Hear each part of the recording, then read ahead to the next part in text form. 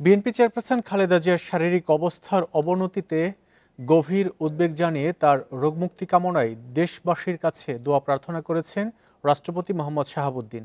এক বার্তায় এ দোয়া প্রার্থনা করেন তিনি। বেগম খালেদা জিয়াকে হাসপাতালে ভর্তি করা হয় গত রোববার। সেদিন তার শ্বাসকষ্ট দেখা দিয়েছিল। দ্রুত তাকে এভারকেয়ার হাসপাতালে নেওয়া হয়।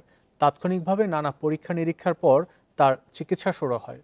বিজলি কেবলসের স্কিন কোটেড ইনসুলেশন আগুন প্রতিরোধী। বিজলি কেবলস, নিরাপদ আজীবন। অবস্থার অবনতি হলে বৃহস্পতিবার তাকে হাসপাতালের কেবিন থেকে সিসিইউতে স্থানান্তর করা হয়।